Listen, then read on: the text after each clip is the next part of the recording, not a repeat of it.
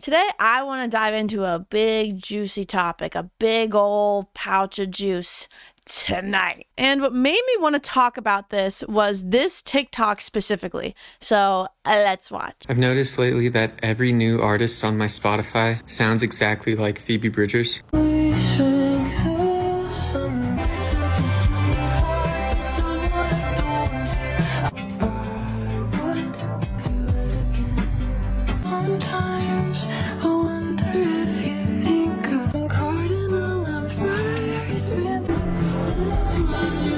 And it's not just the vocal tone, it's also the melody, the phrasing of the melody, and the instrumentation. And I think this is the most widespread influence, at least in indie, since probably Bon Iver. And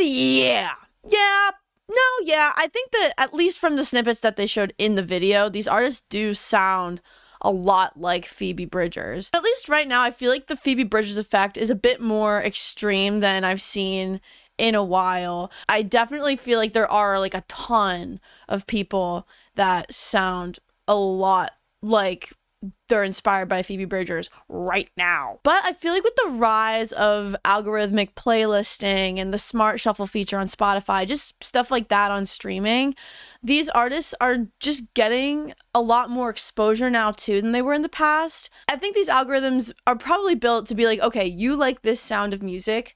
How about we find you other artists with a sound as similar as we possibly can to this artist? So if you like Phoebe Bridgers, for example, let's find other artists that sound as much like Phoebe Bridgers as we possibly can. And then they're pushed into these like Discover Weekly, Daily Mix, stuff like that. And a lot more people are just finding them that way. I don't know though. Are we just having more of these artists put in front of us, or is it just getting more extreme? Is Phoebe Bridgers just a more extreme example of influence than other artists? I don't know. And this person mentioned that they felt like the last time this happened to this scale was when Bon Iver released For Emma, but that was back in 2008. And I feel like the conversation of an artist's sound spawning a bunch of clones happens a lot, and it's happened with a lot of artists since 2008 for sure. At least in my opinion, I feel like I've noticed this happening with Billie Eilish, Mac DeMarco, Mitski, Lorde, Lana Del Rey. The list literally just goes on. Billie Eilish is a huge example of this. She popularized that really quiet and sad singing style and pushed that sort of sad girl pop aesthetic into the mainstream. And I feel like her vocal delivery and vocal layering in particular being so sort of melancholy and so quiet, and the instrumental sort of building around this vocal delivery where it's like it complements her vocals but it never outshines her when her vocals are already so quiet and subdued as it is a really cool thing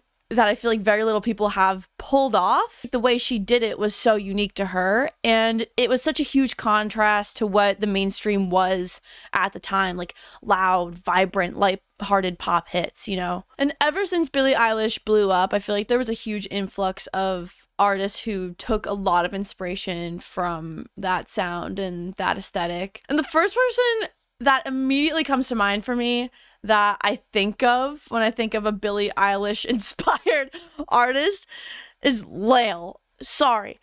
If you don't know Lael, you might know her from this TikTok. My life fucking sucks. I'm an artist from the middle of nowhere. I've never gotten lucky or had any overnight success because I refuse to sell my soul. My life is pretty boring. And her earlier aesthetic, I feel like, was very Billie inspired. I mean, she has like the dyed hair and she's alone in this weird spooky room. She's in this dark scary room with the big shirt and the big pants, you know, with the gray hair. And I think when it comes to her earlier music too, it definitely was a lot more Billie coded.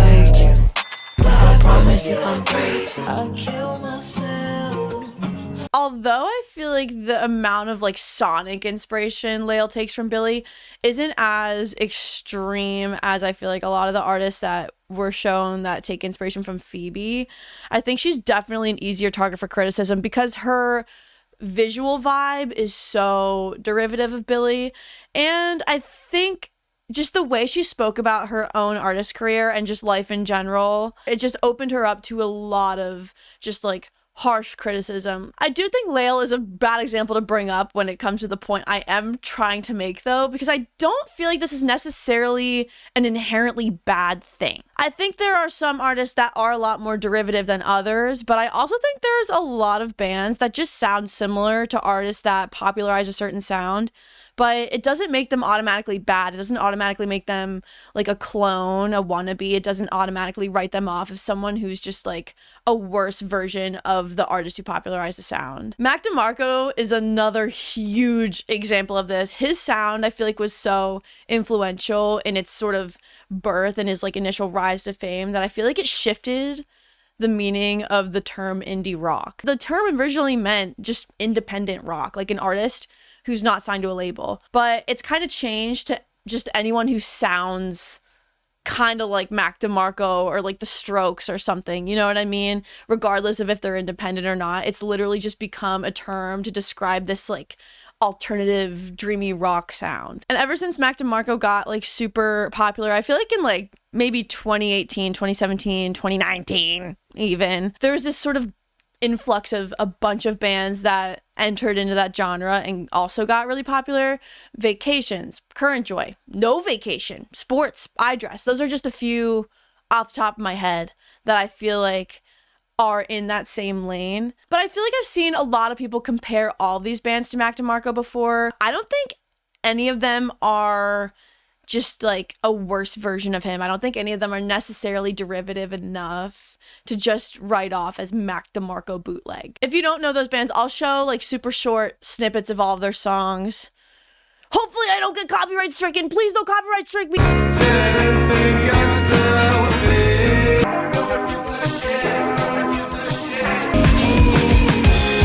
If I saw you, man, just let me know. Like when I was getting into Mac DeMarco in high school and college, I literally loved all of these other bands. Like I loved Mac DeMarco. I still do love his music, but like when I was the most into him, I found him first before I'd found any of these other bands.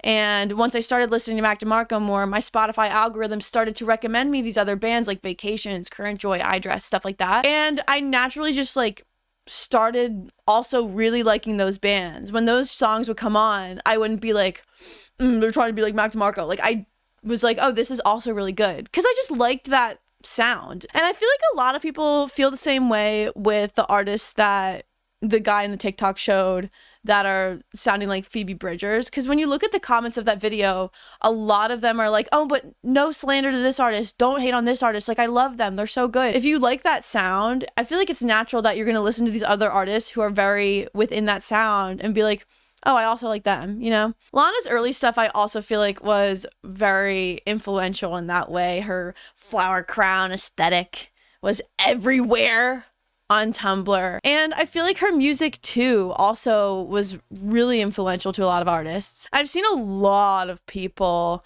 point at Nessa Barrett and use her as an example of a Lana clone, a Lana wannabe. In her songwriting, 100%, you can see the influence, like literally the lyrics. He's got a cross on his neck, but he spends Sundays in my bed. He's my blue jean little baby with the halo on his head.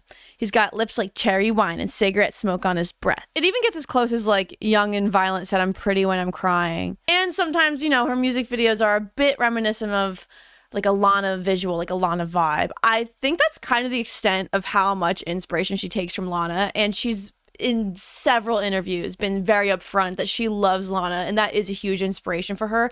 It's not like she's hiding the fact that she's taking a lot of inspiration from Lana and like pretending like that she's doing something like no one's ever done before.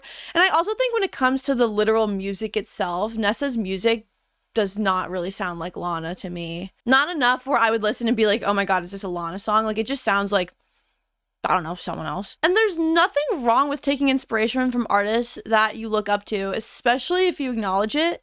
That's literally just a part of creating art. And even though Nessa's lyrics are very Lana inspired sometimes, again, like I don't think that really makes her a bad artist. I don't think that makes her like too derivative of Lana. I actually really like a couple of her songs. There is no artist on this planet of any medium ever in history that is 100% original. And I think a lot of the time, the media, the press will see an artist that sounds like kind of similar to another artist, or literally like two women with like deep voices or something, and they'll just sort of like constantly compare them to each other. It doesn't just happen with women. I feel like this happens so much with JPEG Mafia and Death Grips. Like, I feel like people compare JPEG Mafia to Death Grips so much, even though they're completely different. Oh, JPEG Mafia is loud? Hey, that's kind of like, I think that's kind of like Death Grips. They're literally both so insanely different from each other. And I feel like when people compare them, they don't actually listen to either one of the artists. Same thing happens with Ethel Cain and Lana Del Rey. Literally, just two women who make slow song with deep voice, who touch on themes of the American dream, but in like such different ways. But they must be compared to each other because Ethel's voice kind of sounds like Lana. They both do slow stuff. Like in the Pitchfork review for Preacher's Daughter, they literally call her, where is it? She presented herself like kind of an American Gothic Lana Del Rey. And then they also eventually they are like, oh, American Teenagers plays like something off Taylor Swift's Speak Now. Pitchfork try not to compare women to other women artists that sing Challenge, Difficulty Impossible. It's just weird. Ethel Cain is nothing like Taylor Swift. Like American Teenager, yeah, it's definitely more of like a commercial pop hit, I guess. But it's literally just women who sing, with guitar. Like, I think the threshold of similarity sometimes when it comes to people comparing artists to each other is way too low, especially in the media. Artists who sound a lot like other artists who become popular, and then a bunch of little artists sort of sounding like them. It's always been a thing. But now more than ever, I just feel like they haven't had their music amplified as much as they do now with Spotify's algorithmic playlist and streaming, which I also don't think is necessarily a bad thing either. Like, I think it's cool that technology has advanced so much that the algorithm can be like, oh, you like this sound? Let's present you with a bunch of other artists that you don't know yet that have a similar sound. I do feel like it happens a lot with Phoebe, though. I wouldn't say it's more widespread than Lana or Billie Eilish, but I will say the people who are inspired by Phoebe Bridgers sound a lot more like her. These songs, I literally, if I closed my eyes, would think they were all Phoebe Bridgers demos. They sound a lot like her. And I think a lot of it has to do just purely with the timbre of the voice. But I think the person in the TikTok was right. Like, I think it is more than that. It's literally just the style of music and the melody choice and the instrumentation, all of that makes it sound like so much like Phoebe Bridgers. But at the same time, I will acknowledge, I am not as much of a fan of Phoebe's music as I have been of Mac DeMarco, or the other artists I've mentioned in this video. I feel like I know their music a lot better than I know Phoebe's. So my gauge of oh, this sounds so much like her is just going off of the songs I've just heard by her, but I'm not someone who goes out of my way to listen to her, you know what I mean? So when it comes to artists taking too much inspiration from other artists sounding too much like a bigger artist, is there a problem with that? Personally, I don't really care that much. I think when it's that similar, no one is really being misled to think that these artists are pioneering or popularizing that sound. I don't think anyone's listening to Alex Page and thinking that Phoebe Bridgers is copying Alex Page. I don't think anyone's listening to Vacations and thinking that Mac DeMarco copied Vacations. You know what I mean? And personally, I do think it's valid to draw comparisons between artists when it actually makes sense, The artists he showed in the video do sound a lot like Phoebe. So at least in those specific parts of the songs, they're very similar. I do think it's so annoying though when people compare artists that the connection is just not that apparent, it's just very vague and they just write off the other artist, like Ethel Cain and Lana Del Rey. Ethel Cain is just an American Gothic Lana Del Rey.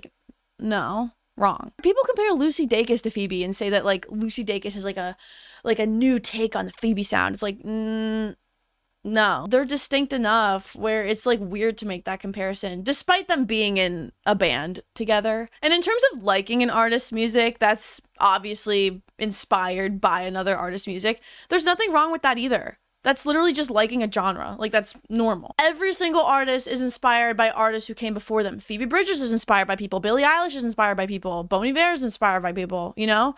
Mac DeMarco. And personally, if I think an artist's music just sounds like a worse version of a different artist, I just don't listen to it. Like Miley Cyrus when she did the Dead Pets album. I like Twinkle Song. What does it mean?